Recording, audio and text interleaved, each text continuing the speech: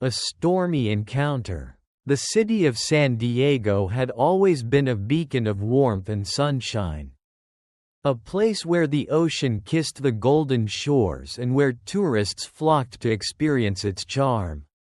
But that evening, the city bore no resemblance to its usual self. The sky had turned a deep charcoal gray, heavy with the weight of an approaching storm. Thunder rumbled in the distance, a low growl that signaled the impending downpour. The air smelled of damp concrete and salt from the nearby sea, mixing into something almost electric. The rain arrived suddenly, like a dam had burst in the sky. Thick, heavy drops pounded against rooftops and streets, turning the roads into gleaming rivers under the dim glow of streetlights. Cars splashed through puddles, their tires slicing through the water, sending arcs of liquid sloshing onto the sidewalks. Most pedestrians had long since abandoned the streets, retreating to the shelter of buildings, cafes, or the nearest awning. Yet, as William Crawford, known to many as a self-made millionaire, but known to himself as a man haunted by loneliness, drove his black Range Rover through the drenched streets. Something caught his eye. At first, it was nothing more than a shadow, something barely noticeable amid the sheets of rain. But as his headlights swept across the sidewalk, he saw it clearly, a small figure, crouched against the wall of an old, crumbling building, trembling from the cold. His foot instinctively eased off the gas. His hands gripped the wheel tighter. His logical mind told him to keep driving, to go home to his luxury condo overlooking the bay, to warm up with a glass of aged whiskey and pretend he had seen nothing. But something inside him refused to let go. He pulled the car over and stepped out, immediately feeling the cold slap of the rain against his skin. The downpour soaked through his clothes in seconds, but he barely noticed. His attention was solely on the child before him. A little girl, no older than 7, curled into herself, her arms wrapped tightly around something hidden beneath her tattered sweater. Her hair was plastered to her face, her small frame shaking violently. When she looked up at him, her wide, frightened eyes locked onto his. And in that instant, William felt something crack deep inside his chest.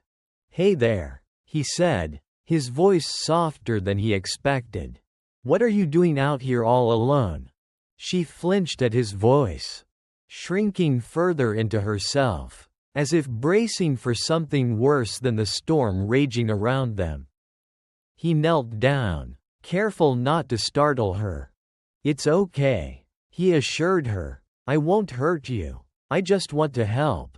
For a moment, she said nothing, only clutching the bundle in her arms tighter.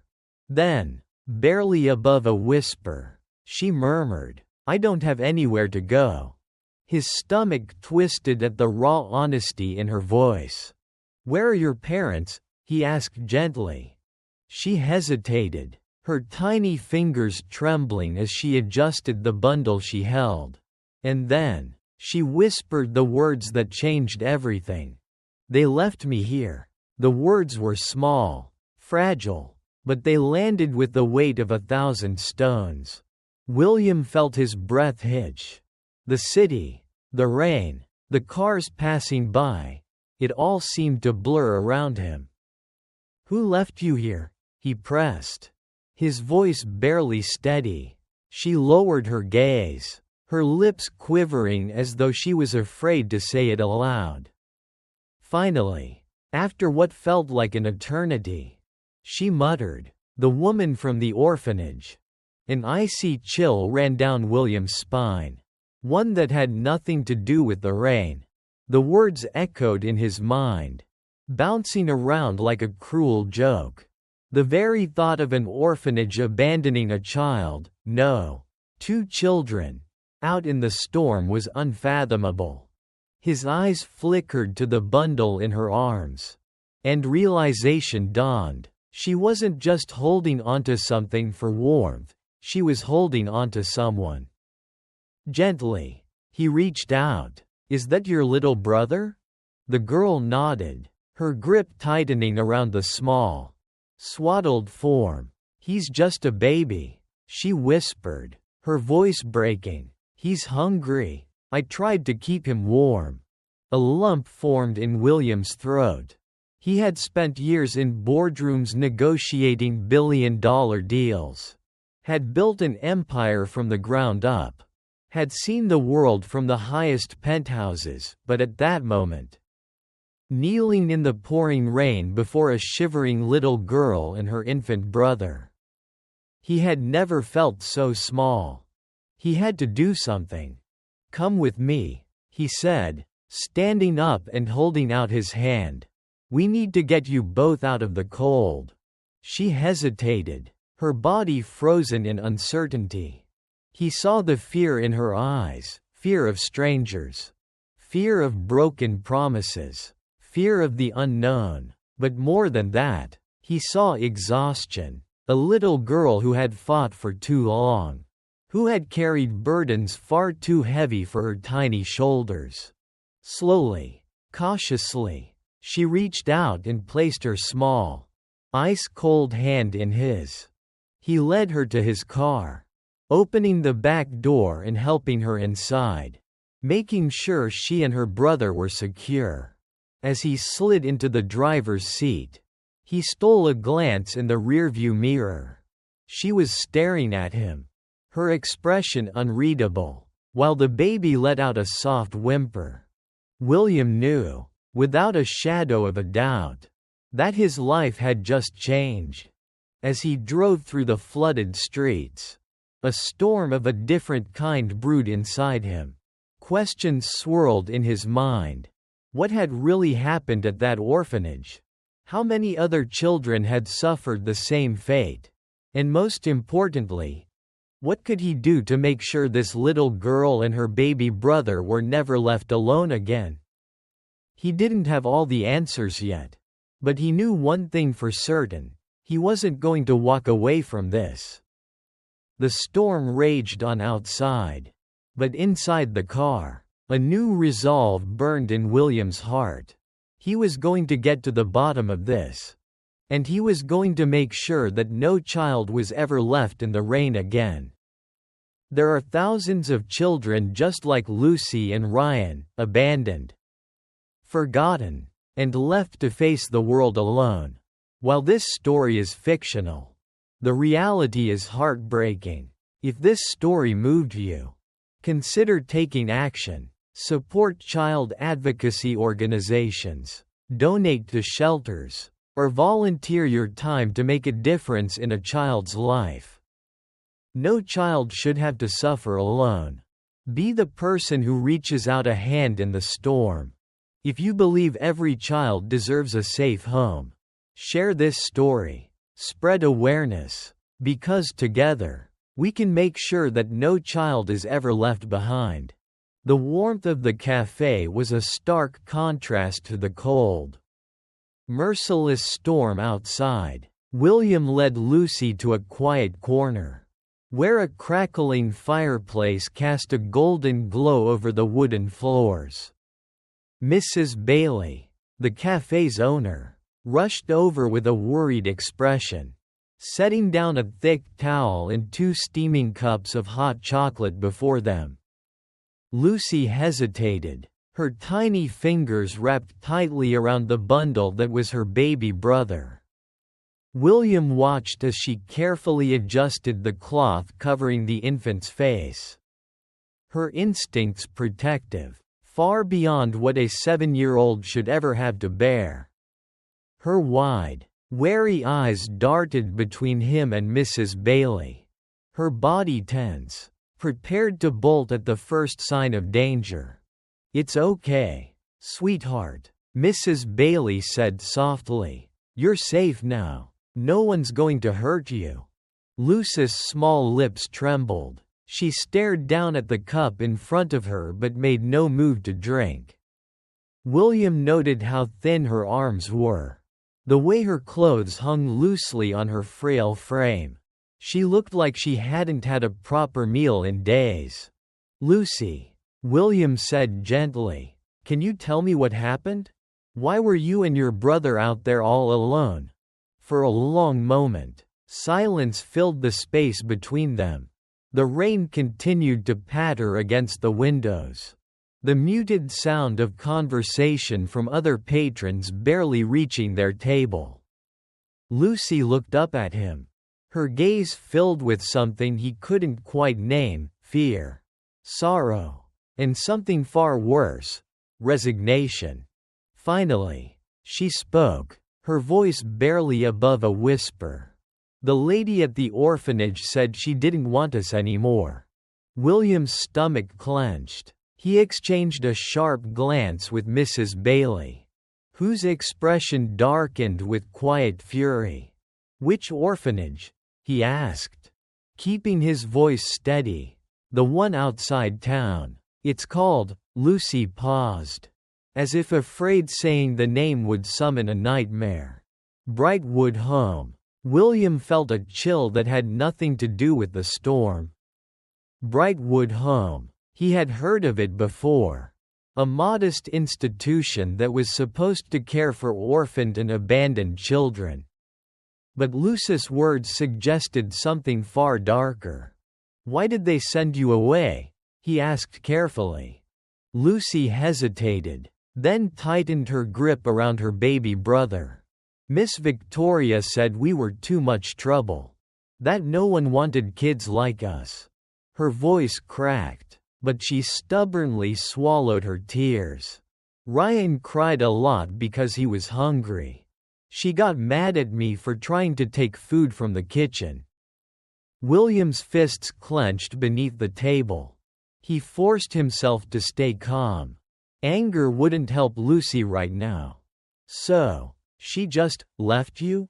Lucy nodded. "She put us in her car, drove us to the city, and told me to get out. She said no one would care if we disappeared." Mrs. Bailey let out a horrified gasp, covering her mouth with trembling hands. William exhaled slowly, his mind racing. This wasn't just neglect. This was outright cruelty. "How long were you out there?" Lucy shrugged slightly. "Since yesterday." A fresh wave of fury rolled through him. She had been out in the cold, caring for a baby, alone, for over a day? William leaned forward, his expression gentle but firm. "Lucy, listen to me. I promise I'm going to help you. You don't have to be afraid anymore." Lucy looked up at him then, her eyes searching his face as if trying to determine whether he was telling the truth. The exhaustion in her gaze nearly broke him. Mrs. Bailey cleared her throat and gently pushed a plate of warm bread toward Lucy. "Eat, sweetheart. You need your strength." Lucy hesitated but eventually reached for the bread, breaking off small pieces and slipping some beneath the blanket. Likely for Ryan. William watched her, his resolve solidifying. He wasn't just going to drop her off at some government office and hope for the best. No, he was going to get to the bottom of this. He was going to find out exactly what was happening at Brightwood Home, and he was going to make sure that no child was ever left to suffer like this again. William couldn't shake the weight of Lucy's words. Brightwood Home. The name alone now sent a pulse of unease through his veins. He had no background in social work, no experience in child welfare. But he knew injustice when he saw it, and this wasn't just neglect. It was something worse, something deliberate. After making sure Lucy and Ryan were comfortable in the spare room of his apartment, an act that already felt more natural than he expected, he grabbed his phone and began making calls. First, He contacted Commissioner Jacob Matthews, an old friend from his business circles who now held a position in local law enforcement. "William?" Matthews' voice was gruff with surprise. "I don't usually hear from you unless there's a fundraiser involved. This isn't about business," William said firmly. "I need your help." He laid out everything: how he'd found Lucy and Ryan, what she had told him about Brightwood Home, and the chilling words of Victoria, the woman running the orphanage. Matthews listened in silence before sighing. "I've heard whispers about that place, but nothing solid. There have been concerns raised, children disappearing, inconsistencies in their records, but no one's ever pursued it. That changes now," William said. "I need access to anything you have on them. I can get you their licensing documents, incident reports, whatever's public. But if you want to dig deeper, you'll need more than just me. You need someone inside." William knew exactly where to start. The next morning, William found himself outside an aging government building, the Department of Child Welfare and Family Services. He had spent the better part of the night researching Brightwood Home, pulling up whatever scraps of information he could find. Most of it was what you'd expect: an establishment founded 2 decades ago, funded by state aid and private donors. But beyond the surface, things became murky. Financial reports were inconsistent, staff turnover was unusually high, and, most disturbingly, there were cases of children who had entered the facility but had no clear records of where they had gone afterward. He stepped inside, the air thick with the scent of old paper and overbrewed coffee. The receptionist, a middle-aged woman with tired eyes, greeted him with mild curiosity. "I need to speak with someone about Brightwood Home," William said, flashing the charm he used to close million-dollar deals. "Specifically, someone who's worked with them." She hesitated before directing him to a caseworker named Daniel Fry. Fry was a wiry man with glasses that perched precariously on the bridge of his nose. He eyed William suspiciously as he introduced himself. Why the sudden interest in Brightwood? William didn't bother with pretense. He told him about Lucy and Ryan, about the cold way they had been discarded, and about his growing suspicion that Brightwood was hiding something far worse than simple neglect. Fry exhaled heavily, rubbing his temples. "You're not the first person to ask about them," he admitted, "but you might be the first one with the means to actually do something." He gestured for William to follow him into a back office. Closing the door behind them, he reached into a drawer and pulled out a thin file, dropping it onto the desk. "I requested a formal investigation 2 years ago," Fry said. "I saw too many red flags, children disappearing off the records, placements that didn't make sense, falsified adoption papers. But every time I pushed, my requests were shut down. No one wanted to go up against Victoria." William flipped through the file, his jaw tightening. There were lists of children who had entered Brightwood but had no recorded exit. No transfer papers, no adoption records. Just gone. "Where did they go?" William asked, his voice barely above a whisper. Fry shook his head. "No one knows. And the worst part? No one cares enough to find out." William closed the file, a cold determination settling into his bones. "They will now," he promised. That evening, he sat at the kitchen table across from Lucy, who was carefully feeding Ryan from a bottle. The baby cooed softly, his tiny fingers curling around hers. "Lucy," William said gently, I need to ask you something important. She looked up at him, wary but listening. The other kids at Brightwood, did any of them leave suddenly? Without saying goodbye? Lucy's face darkened. She nodded. Yes, sometimes. At night, we'd wake up, and they'd be gone. William felt his stomach drop. Did Miss Victoria ever say where they went? She said they found new families. Lucy's voice wavered, but she was lying. William took a slow breath, forcing down the anger rising in his chest. How do you know? Lucy hesitated, then whispered, because they never sent letters. When kids get adopted, they're supposed to send letters to us. But no one ever did. William met her gaze, his own burning with silent fury. He had his answer. This wasn't just about negligence. This was about something much, much worse. He wasn't just going to expose Brightwood Home. He was going to bring it down.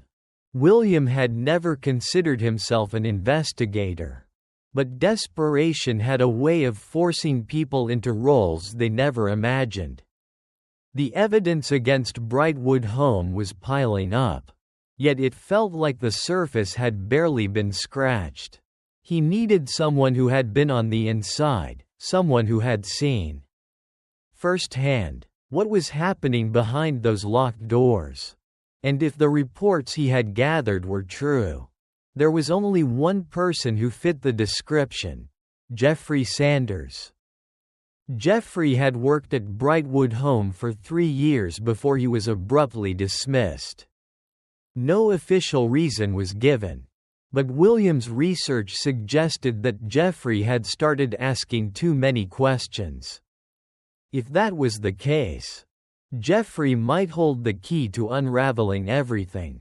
With Matthew's help, William tracked Jeffrey to a rundown motel on the outskirts of the city. It was the kind of place where the walls were stained with time, where the neon sign outside flickered inconsistently, casting a sickly red glow onto the cracked pavement below. William knocked firmly on the door to room 203, listening as footsteps shuffled hesitantly on the other side. The door cracked open just enough for a pair of tired eyes to peek through. "Who are you?" Jeffrey's voice was hoarse, defensive. "My name is William Crawford," he said evenly. "I need to talk to you about Brightwood Home." The door slammed shut. William sighed and knocked again, this time with more insistence. "I know why you left, Jeffrey. I know they fired you because you found something they didn't want you to see.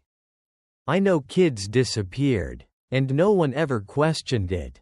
I know you tried to do something about it, and they made sure you couldn't." Silence. Then, slowly, the door opened just enough for Jeffrey to step aside.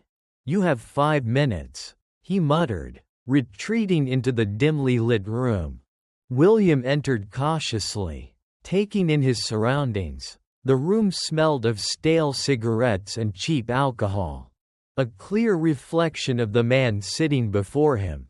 Jeffrey looked exhausted, haunted, even as if ghosts clung to his every breath. "You have no idea what you're getting into," Jeffrey said, rubbing his hands together as if trying to ward off an invisible chill. "Brightwood isn't just another bad orphanage. It's something else entirely." William leaned forward. "Then tell me, help me stop them." Jeffrey let out a bitter laugh. "You think you can? You think you can just walk in and expose them?"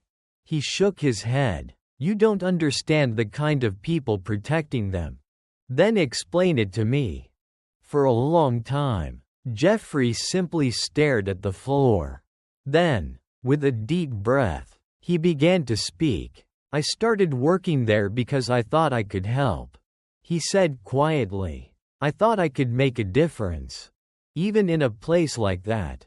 And at first, it seemed normal, overcrowded, underfunded. but not much different from other places I'd seen. He swallowed hard. Then the disappearances started. William's hands clenched into fists. What happened? Jeffrey sighed. At first, it was always the same story. A kid got adopted. The paperwork was thin, but it looked legit. Until I noticed something. None of them ever wrote back. None of them ever came to visit. It was like they just vanished. His voice dropped to a whisper. And then I found the files. William leaned in. What files? Jeffrey wiped a hand down his face. Looking suddenly sick. There was a room. Locked most of the time. But one night, I saw Victoria come out of it and forget to lock up. I went in. He shook his head. There were records in there. Paperwork that made no sense. Transfers to places that don't exist. Adoption papers missing signatures. Missing even the most basic checks. And worse, names of children who were still supposed to be at Brightwood, but weren't. A cold dread settled in William's gut. Where did they go? Jeffrey's eyes met his. Dark and hollow. I don't know. And that's what scared me the most. He took a deep breath. His fingers trembling slightly. I tried to talk to someone, an inspector who came by once a year. Supposedly to check on the kids. I showed him what I found. William's stomach twisted. And? Jeffrey let out a sharp, humorless laugh. 2 days later, I was fired. No explanation, no warning, just a quiet threat that I should leave it alone. Who threatened you? Victoria, of course. Jeffrey's lips pressed into a thin line. But she wasn't acting alone. She has people backing her. People with money. People who make sure no one asks too many questions. William sat back, processing everything. This was bigger than he had imagined. This wasn't just about one corrupt orphanage, it was a full-scale operation. Protected by people in power. Why are you telling me this now? He asked. Jeffrey hesitated, then exhaled slowly. Because I don't think I can live with myself if I don't. And because, maybe you're stupid enough to actually do something. William gave him a grim smile. Then help me. Jeffrey hesitated for only a moment before nodding. Okay. And just like that, the next piece of the puzzle fell into place. William had always believed that his life was built on unshakable foundations. His business empire had been constructed with meticulous planning. His reputation had been solidified with years of hard work. And his personal life had been carefully curated to maintain a sense of control.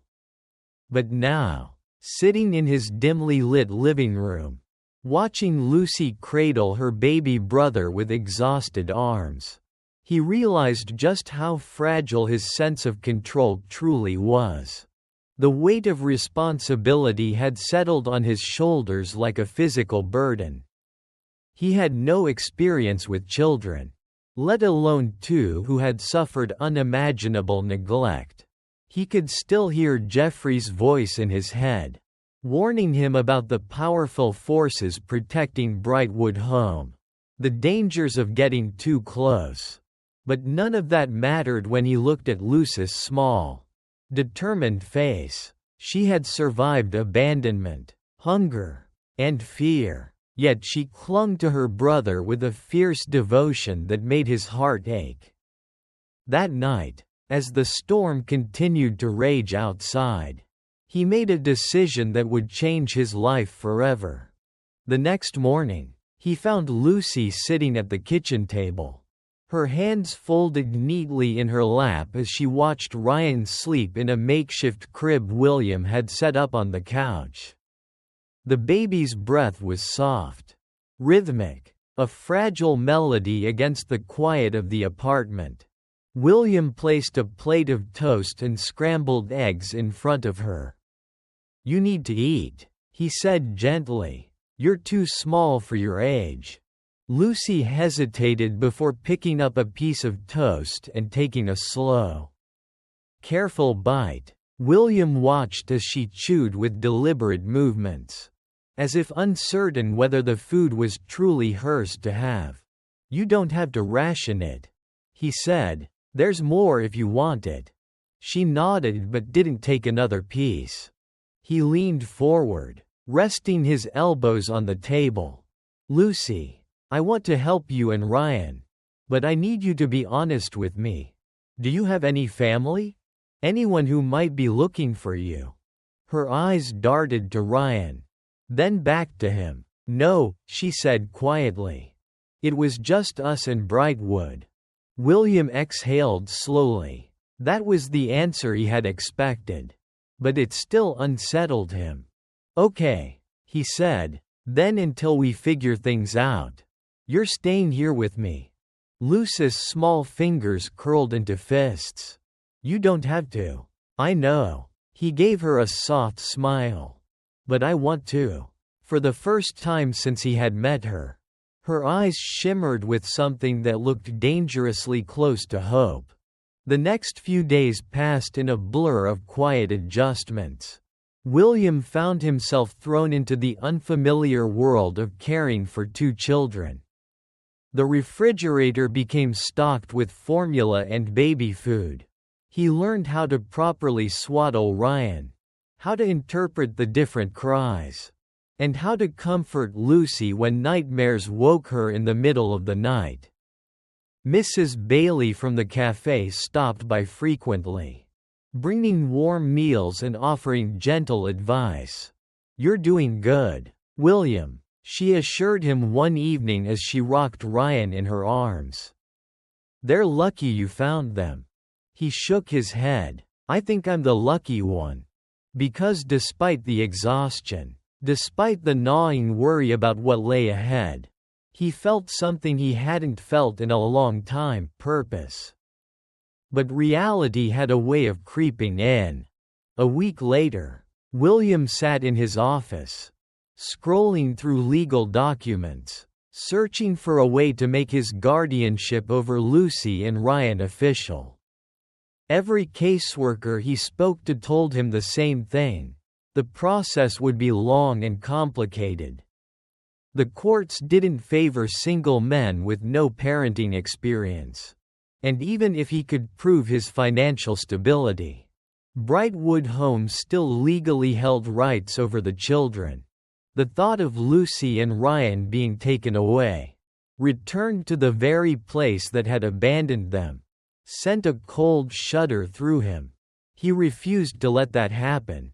He reached for his phone and dialed Justin Sherman, his lawyer and longtime friend.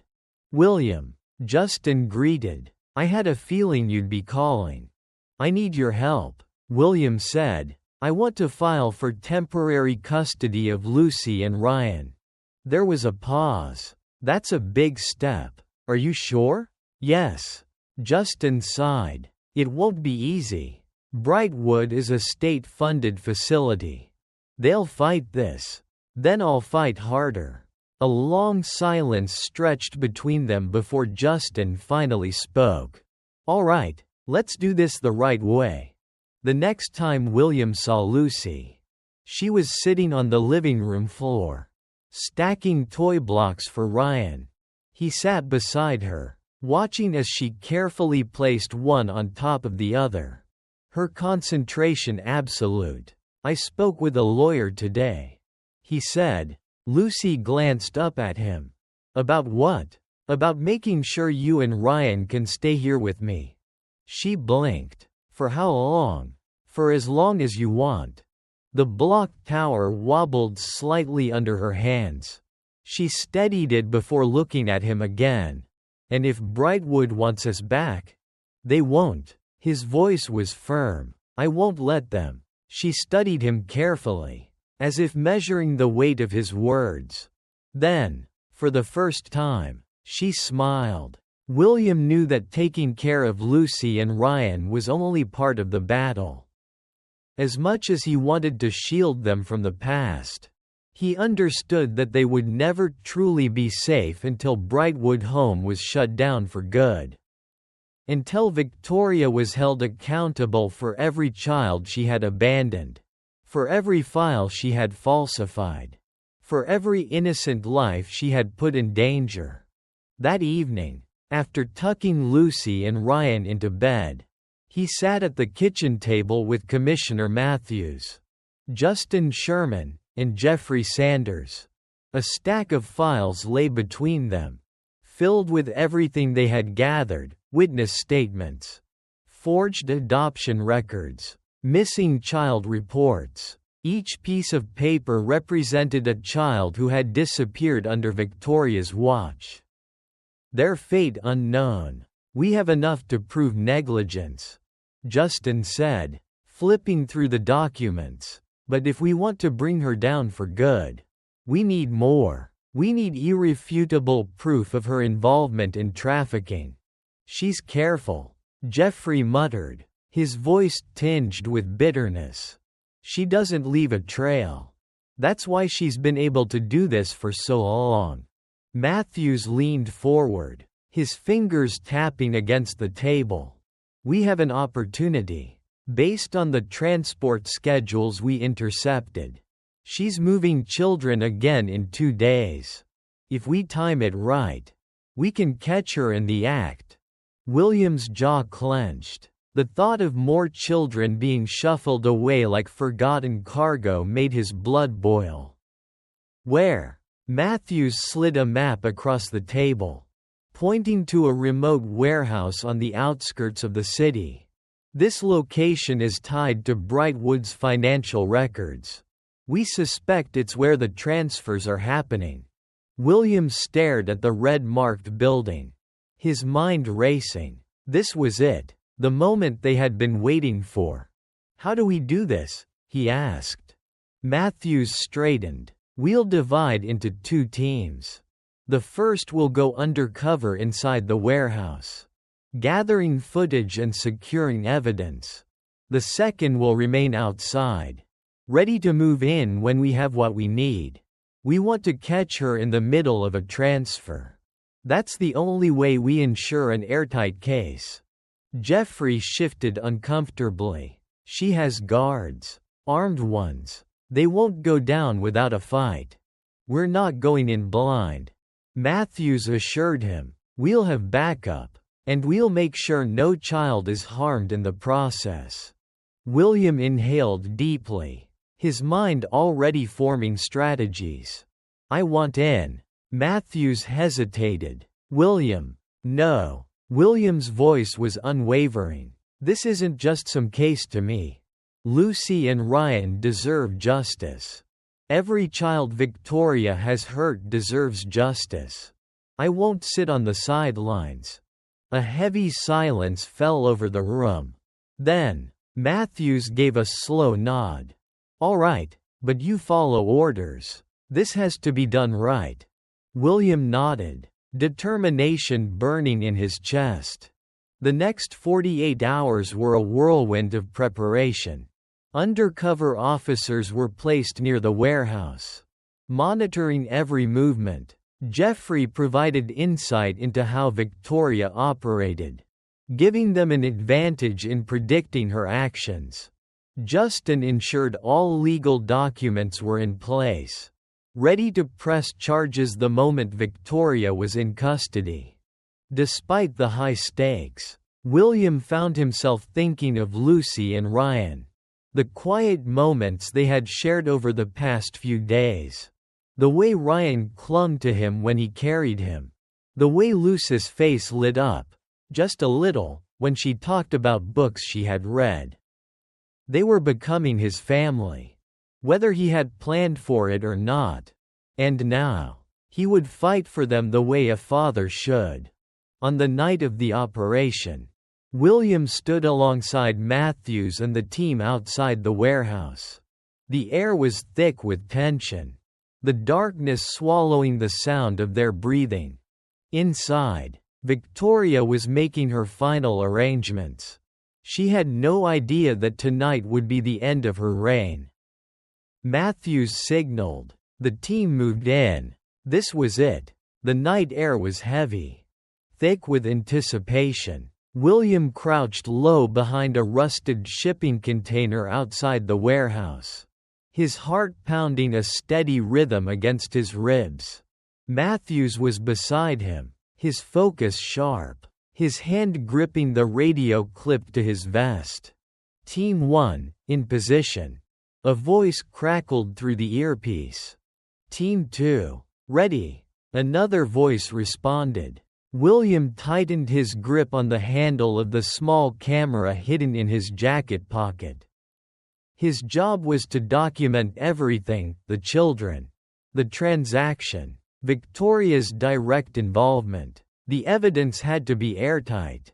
Inside the warehouse, dim overhead lights flickered, casting eerie shadows against the cold concrete walls. Victoria Rhodes stood near a stack of wooden crates, her expression impassive as she spoke to a man in a tailored suit. He was tall, his slicked back hair gleaming under the fluorescent glow. William didn't recognize him, but he didn't need to. He knew exactly what this was: a deal in progress. Are we certain the funds are in order? Victoria's voice was crisp, businesslike. The man nodded, handing her a sleek black folder. Everything is arranged. The transport will arrive in 15 minutes. The children need to be ready. William felt his stomach twist. He clenched his fists, his nails digging into his palms. The moment was almost here. He glanced at Matthews, who gave him a quick nod. It was time. Matthews pressed his radio. Go, go, go. Instantly, chaos erupted. Officers stormed the warehouse from every entrance. Weapons drawn, voices shouting commands. Victoria's eyes widened in shock, her grip tightening on the folder as she took a step back. Stay where you are, Matthews barked. Hands where we can see them. The man beside Victoria made a move. Reaching inside his jacket, a single warning shot rang through the air, stopping him cold. He raised his hands, jaw clenched. Victoria, however, was composed, too composed. Slowly, deliberately, she set the folder down on the crate beside her. Well, she murmured, this is quite the surprise. William stepped forward, camera still rolling. Surprise? No, Victoria. This was inevitable. Her gaze landed on him, a flicker of recognition crossing her face before she smiled. Mr. Crawford, I had a feeling we'd meet again. Where are the children? William demanded. Her smile didn't falter. Safe. But I doubt they'll be staying that way now that you've so recklessly stormed in here. Matthews signaled to the officers, who spread out, sweeping through the warehouse. The next few moments felt like an eternity. William's heart pounded as he scanned the room, listening for any sign of the children. Then, over here, one of the officers shouted. William turned, running toward the voice. Behind a heavy steel door, in a small dimly lit room, huddled together on makeshift cots, were at least a dozen children. Their faces were pale, their eyes hollow with fear. Lucy? William's breath caught in his throat. He scanned the room frantically, searching. And then, there she was. Lucy stood near the back, Ryan clutched in her arms. Her wide eyes met his. Recognition dawning. Mr. William. Her voice was barely above a whisper, but the relief in it made his knees go weak. He crossed the room in 3 strides, dropping to his knees beside her. I'm here. You're safe now. Tears slipped down her cheeks, but she nodded, holding onto Ryan tightly. Behind them, officers worked quickly, leading the other children out of the room. Victoria was being restrained, handcuffs clicking into place around her wrists. "You think this will stop anything?" she spat. "You're a fool, Crawford." "No," William said, holding Lucy close. "I'm a man who keeps his promises." The night was far from over. But one thing was certain. Victoria's reign of terror had ended. The days following the raid were a blur of legal proceedings, witness testimonies, and a relentless pursuit of justice. William sat in a sterile office at the district attorney's headquarters, watching as piles of paperwork were stacked before him. The evidence was overwhelming: financial records proving illegal transactions, falsified adoption papers, and most damning of all, the testimonies of the rescued children. Lucy sat quietly beside him, her small hands gripping the hem of her oversized sweater. She hadn't spoken much since the raid, her trauma still evident in the way she flinched at sudden noises or avoided making eye contact with strangers. Ryan, blissfully unaware of the weight of the situation, slept soundly in a portable crib in the corner of the room. Commissioner Matthews entered, nodding to William as he tossed a thick manila folder onto the table. "We got her," he said. "Victoria's being held without bail. The charges are piling up: child trafficking, fraud, conspiracy to commit abuse.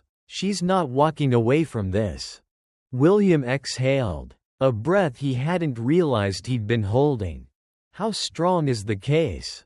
Matthews pulled out a chair and sat down, rubbing his temples. "Strong. But people like her, they always have connections. We need to make sure every single loose end is tied up. Otherwise, she'll weasel her way out."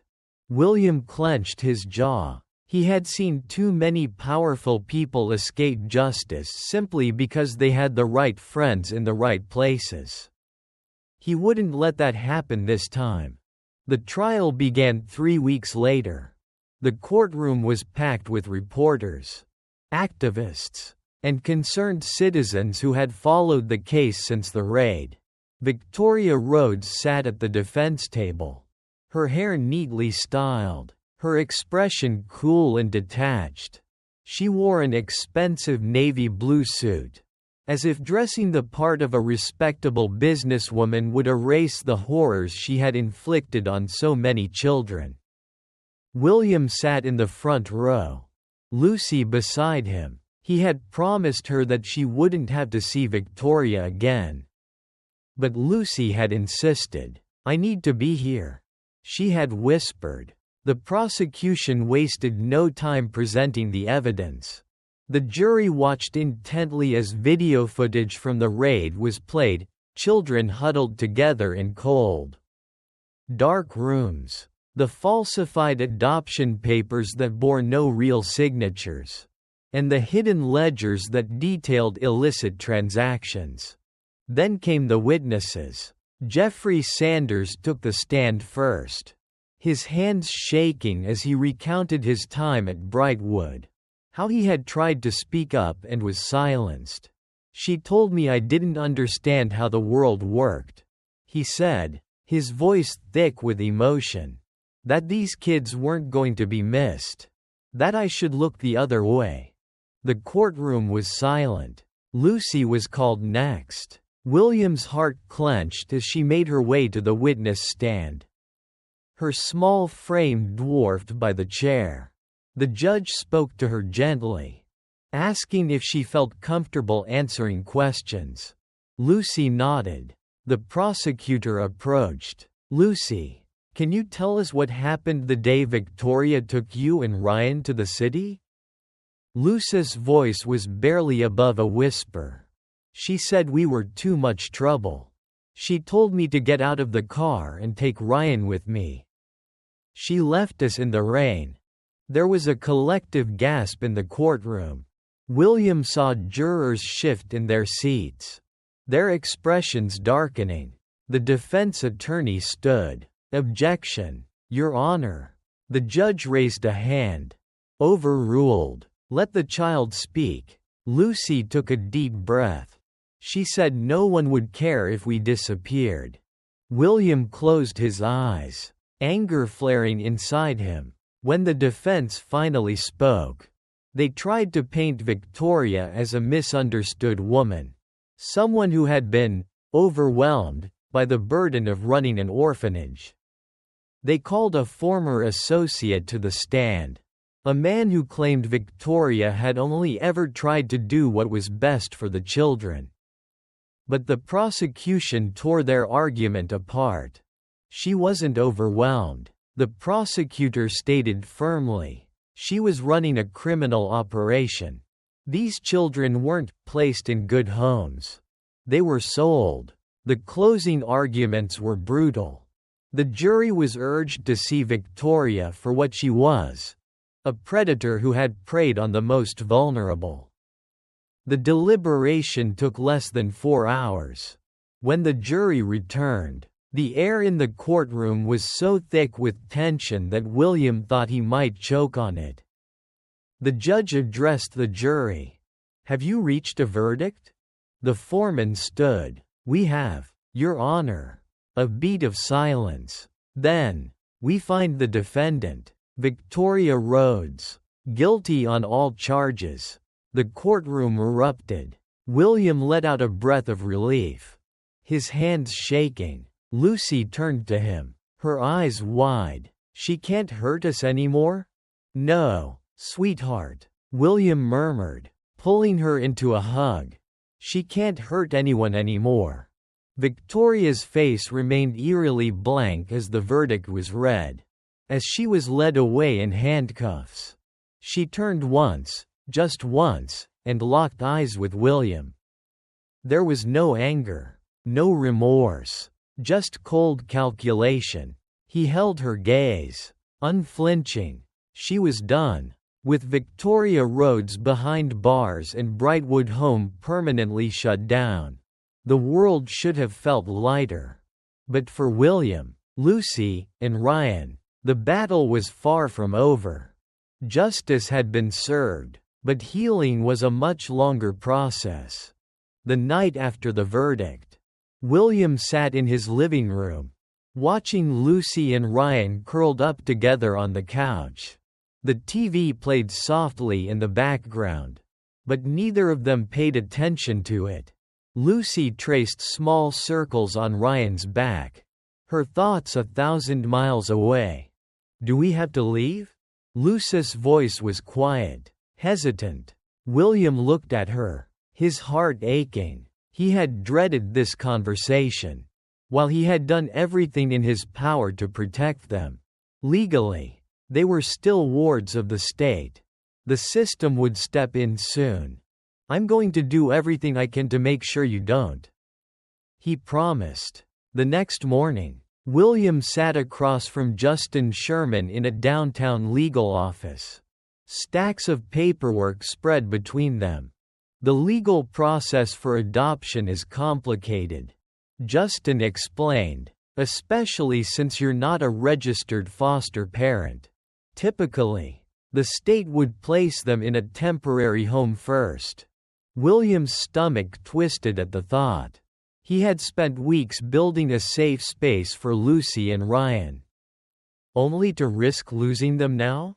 There has to be a way to fast-track this. Justin sighed, flipping through the case documents. There might be one option. Given Lucy's testimony, Brightwood's history, and your direct involvement in rescuing them, we could make a case for permanent guardianship. But it won't be easy. The state prefers traditional family placements. William leaned forward. I don't care how difficult it is. I'm not letting them go.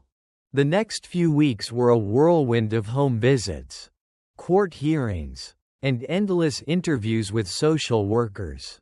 William's past was examined in excruciating detail, his business empire, his bachelor lifestyle, even his lack of prior experience with children. Everything was scrutinized. Lucy watched the process with cautious optimism. But William knew she was scared. Every night, he reassured her, but she had spent her entire life being told she was unwanted. It was going to take more than words to undo that damage. One afternoon, during yet another evaluation, a state official named Margaret Holloway sat across from William in his home. Clipboard in hand. "Mr. Crawford, I won't lie to you. This is highly unconventional," she said. "A single man with no prior parenting experience taking in 2 children. One of them an infant. It's not what we typically approve." William met her gaze steadily. "I understand that. But I also understand that these kids have been through hell. They don't need a typical family. They need someone who's willing to fight for them." Margaret's expression softened, but she didn't waver. "Even if we approve guardianship, you'll have to prove long-term stability. I'll do whatever it takes." Margaret nodded and made a note on her clipboard. "We'll see." The final hearing arrived on a crisp autumn morning. The courthouse felt different this time, not a place of fear, but of hope. Lucy clung to William's hand as they walked inside. Ryan nestled against his chest. The judge, a stern-looking woman with silver hair, glanced over the paperwork before peering at William.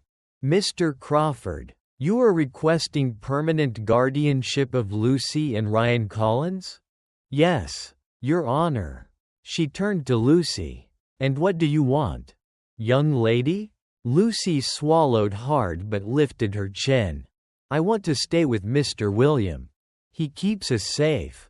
The judge's expression softened as she looked between them. "And do you understand that guardianship is a commitment? That this is not temporary?"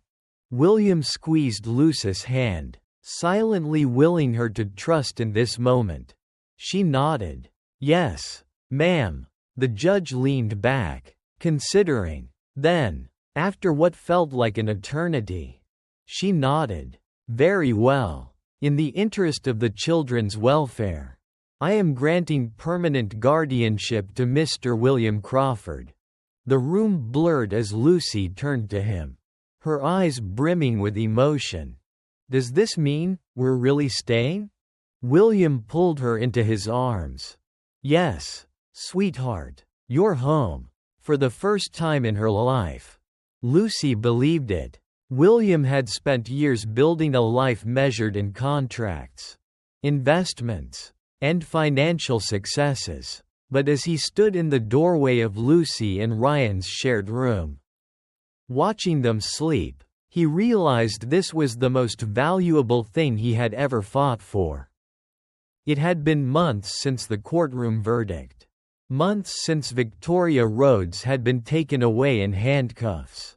But the echoes of her cruelty lingered in the children she had harmed. Healing was not instant. Lucy still startled at loud noises, and Ryan sometimes cried out in his sleep. But here, in this home, they were safe. They had a future, and William would make sure they never had to live in fear again. The first real sign that things were changing came one evening when William arrived home from work. He had expected the usual routine: dinner, bedtime stories, maybe some late-night calls for business. Instead, he found Lucy at the kitchen table, a notebook open before her, carefully copying down words from a book. "What are you working on?" he asked. Setting his briefcase down, she hesitated for a moment, then pushed the notebook toward him. "A list," she said softly. He glanced at the page. It was a list of names, hers, Ryan's, and at the bottom, in neat, uncertain handwriting, was his own, William Crawford. His heart clenched. "Lucy?" She looked up at him. eyes full of something vulnerable but hopeful. I just wanted to see what it would look like if we all had the same last name. William knelt beside her chair, his voice thick with emotion. Would you like that? She nodded quickly. Yes, but only if you wanted to. He reached for her hand, squeezing gently. I do. It was the final confirmation he needed. He had already begun the adoption process. But hearing Lucy say it made it real. This wasn't just about providing a home. This was about becoming a family. The months that followed were full of firsts. Lucy had her first real birthday party, a small gathering at home with Mrs. Bailey, Commissioner Matthews, and a few new friends from school. She blew out her candles with a wish William didn't ask her to share. Ryan took his first steps in the living room, giggling as Lucy cheered him on. And then came the adoption hearing. Unlike the legal battle with Victoria, this courtroom was filled with warmth. The judge, the same one who had granted William guardianship, smiled kindly at Lucy and Ryan as they sat beside William. Do you understand what today means? The judge asked Lucy gently. Lucy nodded. It means we get to stay forever. The judge looked at William. And you understand the responsibility you're taking on? William held Lucy's hand and smiled. I do. The judge signed the papers. And just like that, it was official. Lucy and Ryan were Crawfords. As they left the courthouse, Lucy slipped her hand into William's. Dad? She said hesitantly. He stopped walking, stunned. It was the first time she had ever called him that. His heart felt like it might burst. Yes, sweetheart? She smiled. I think this is my favorite day ever. He crouched down, pulling her and Ryan into a tight hug. Mine too. A year passed, and life settled into something wonderful. Lucy thrived in school. Ryan grew stronger and more adventurous. And William found joy in the simplest moments, making breakfast, helping with homework, tucking them in at night. One evening, as they sat together on the couch, Lucy nestled against his side. She asked, Are you happy, Dad? He looked at her, at Ryan asleep in his arms, and smiled. Happier than I ever thought I could be. Lucy grinned. Good, because we are too. And for the first time in his life, William realized he had found exactly what he had been searching for, not wealth, not power, but family. Lucy and Ryan's story is a reminder that love and perseverance can change lives. If you believe every child deserves a safe and loving home, consider supporting adoption and foster care programs. And if you enjoyed this story, don't forget to like this video. Comment below to show your support for William, Lucy, and Ryan, and subscribe to our channel so you never miss another inspiring story. Together, we can make a difference.